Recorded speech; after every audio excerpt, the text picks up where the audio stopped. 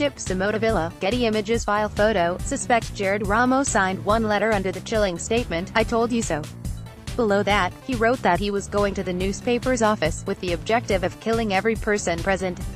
By David McFadden, Associated Press, Baltimore. A man charged with gunning down 5 people at a Maryland newspaper sent 3 letters on the day of the attack, police said, including one that said he was on his way to the Capitol Gazette newsroom with the aim of killing every person present. SGT. Jacqueline Davis, a spokeswoman for Anne Arundel County Police, said the letters were received Monday. They were mailed to an attorney for the Capitol newspaper, a retired judge of the Maryland Court of Special Appeals and a Baltimore judge. Ad choice advertising in red invented by Tees. Start your day with the news you need from the Bay Area and beyond. Sign up for our Morning Report weekday newsletter. The letter Jared Ramos sent to the Annapolis newspaper's Baltimore-based lawyer was written to resemble a legal motion for reconsideration of his unsuccessful 2012 defamation lawsuit against the paper, a columnist and then-publisher Tom Marquardt.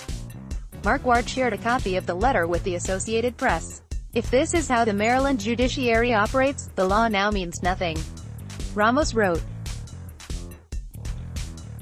He quoted a description of the purpose of a defamation suit, saying it was intended for a defamed person to resort to the courts for relief instead of wreaking his own vengeance. "That it is how your judiciary operates, you are too cowardly to confront those lies, and this is your receipt," Ramos wrote.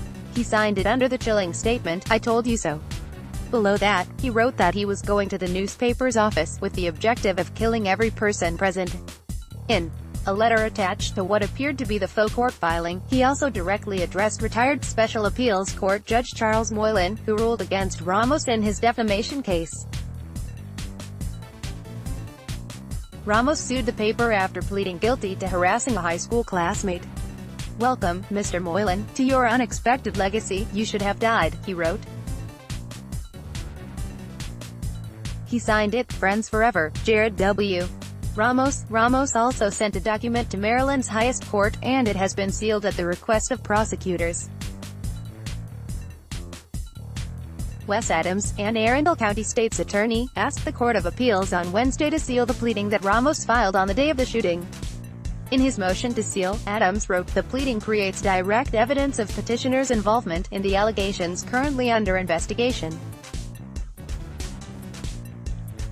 It was unclear whether the sealed document was the same as the one sent to Moylan.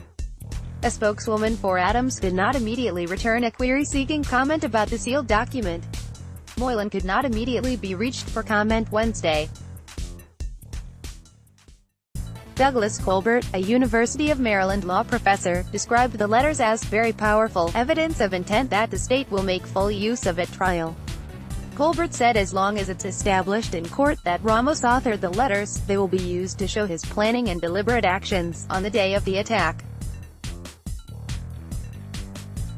The apparent admissions by the defendant will weaken a defense lawyer's strategy of suggesting that he was suffering from a mental disease or defect that would impair his ability to understand the consequences of his actions, Colbert said.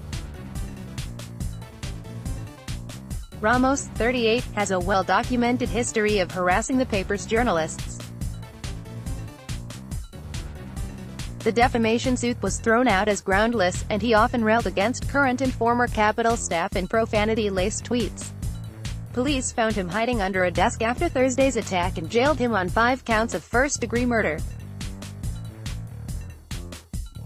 At a memorial service Monday night for one of those killed, editor Rob Piasen, Marquardt said he once slept with a baseball bat by his bed because he was so worried about Ramos. He also said that they stepped up security at the newspaper years ago and posted Ramos's photo around the office. But then he went dormant for about 2 years and we thought the problem has been solved. Apparently, it was just building up steam, he said. The morning in Annapolis continued Tuesday, marked by a lowering of U.S. flags to honor the victims.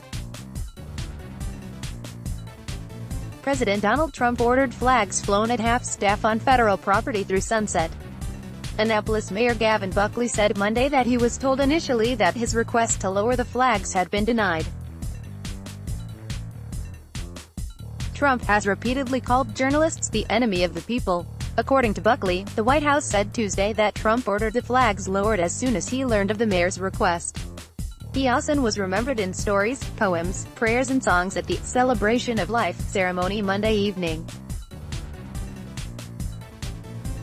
He was fatally shot last week at the Capitol Gazette along with colleagues Gerald Fishman, John McNamara, Rebecca Smith and Wendy Winters. Associated Press writer Brian Witt in Annapolis, Maryland, contributed to this report.